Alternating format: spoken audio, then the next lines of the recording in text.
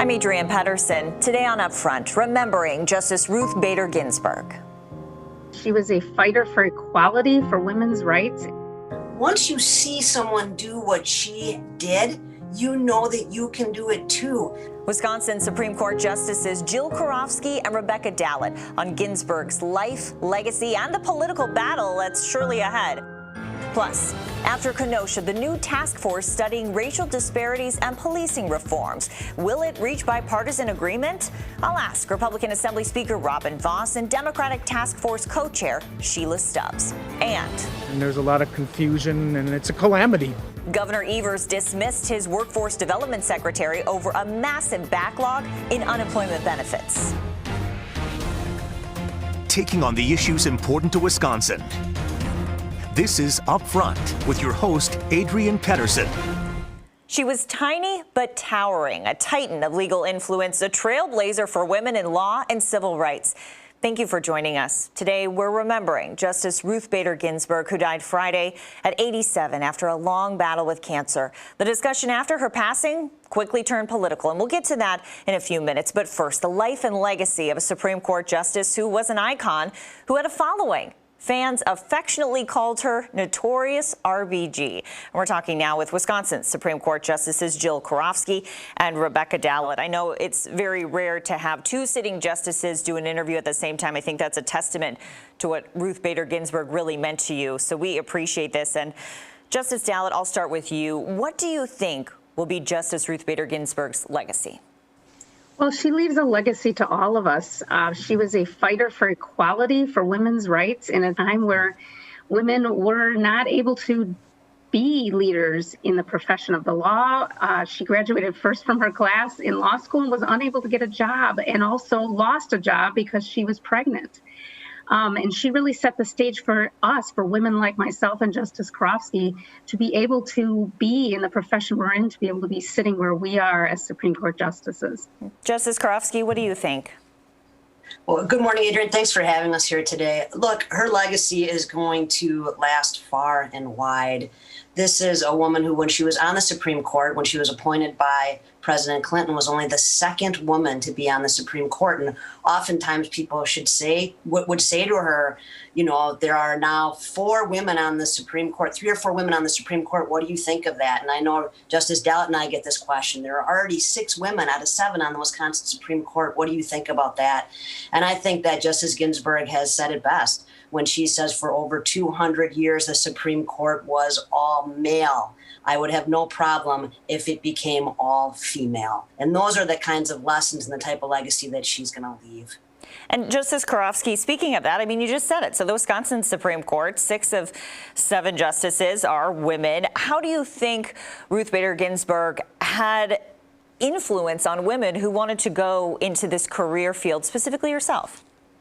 Once you see someone do what she did, you know that you can do it too. This is a woman who is in law school. As Justice Dallet said, she graduated first in her class. Not only did she graduate first in her class, she did it while raising a toddler. She did it while helping her husband as he battled testicular cancer.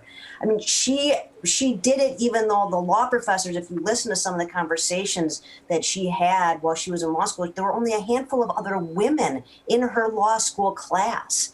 And so the things that she had to overcome to get to the place that she got to were incredible. And when I see that and I learn about her history and I learn about the battles that she fought, I know that I can do it too. Other women know that they can do it too. Justice Dallet, I wanted to ask you if there's some important decision that you feel the justice made that maybe has influenced the way you operate. Well, I think one of her most important decisions was what's referred to as the VMI decision, the decision that opened up the Virginia Military Institute to women. It had been closed to women up until that point. She wrote a wonderful opinion about the importance of that decision to men and women, and the importance of diversity in every playing field. But I think what's really important about that decision also is that the dissent came from her friend, Justice Scalia. And her friendship with Justice Scalia was really a comment on the institution of the court. It really spoke to the ability to have debate that is respectful, and also to know that the court can rise above partisanship. And Justice Dallett, I think that's something we should talk about, because in President Trump's statement about the justice, he said she demonstrated one can disagree without being disagreeable. You just mentioned Antonin Scalia there. How important do you think that civility is in a replacement, and do you think we could see that again? Civility is so important in every place. It's important on the Supreme Court, on our court, our Supreme Court in Wisconsin, and it's important to the greater society. And she really taught us that message. You can be disagreeable. You can disagree without being disagreeable. And that is a lesson that we can all take to heart. You can have that healthy debate. You can be on different sides of the aisle, but we all need to work together toward a better society. She really taught us that. And Justice Karofsky, the election now just 6 weeks away. What type of political fight do you think we'll see shaping up here? Look, I think that there's going to be a political fight, and there is a political fight over almost anything. I think for the importance of, or what is going to now happen going forward, are a couple of things. I think number one, people understand this type of incident, the death of a legacy on the Supreme Court, crystallizes for people how important the Supreme Court is. It crystallizes for people how important individual justices on a court are. It heightens the importance of the Supreme Court in a presidential election. And my hope is that it will encourage more and more people to register and to get to the polls. And I'm just going to put a plug in, Adrian, if you don't mind. I encourage everyone to get on myvote.wi.gov today. Register to vote. If you haven't registered, ask for your absentee ballot if you haven't asked for it. I think that is the way that this is going to play out.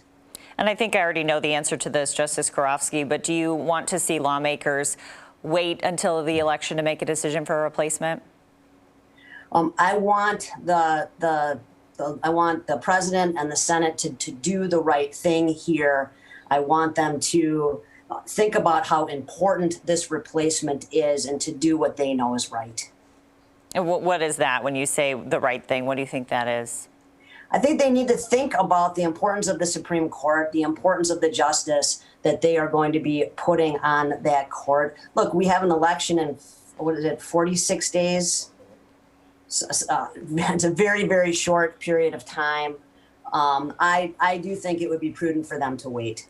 And Justice Dallett, I have one more question. So you've had to enter the political arena with the race for the Wisconsin Supreme Court. I mean, you know what that's like. Which party do you think has the advantage now? Because inevitably, as we talk about this loss, it quickly turns political, as you know. Well, I think what's important to remember about Justice Ginsburg's legacy is that she represented the importance of institutions, the importance of the institution of the court, and we have become very divisive in our country. We need to get back to civility. And I'm hoping that her legacy stands for that we can be on opposite sides, yet we can all work together toward a common goal of a better society, a better country. Well, I know that Ruth Bader Ginsburg really meant so much to you both, so I appreciate your time to talk about her life and legacy. Thank you so much. Thanks for having us. Stay well. So what happens next? President Trump now has an opportunity to make his third appointment to the U.S. Supreme Court. He said Republicans have an obligation to move forward without delay. Republican Senate Majority Leader Mitch McConnell says they'll go ahead with a vote on the floor of the Senate. We're expecting the president to make a nomination within days. Democrats are crying hypocrisy and preparing for battle. In 2016, when Justice Antonin Scalia died almost 9 months before the election, McConnell denied President Obama the chance to fill the vacancy. And President Trump ended up appointing Justice Neil Gorsuch. Democratic nominee Joe Biden called for the appointment to be made by the next president. The 2020 election now just 44 days away. Coming up, policing reform in Wisconsin. Will the two sides find bipartisan agreement on a hot-button issue? I'll ask Republican Assembly Speaker Robin Vos and Democratic Representative Sheila Stubbs. And later, We'll review it and you'll be good to go. Well, I did that approximately 2 months ago, and it still hasn't gone anywhere. the months-long wait for unemployment benefits and a big change at the state agency responsible.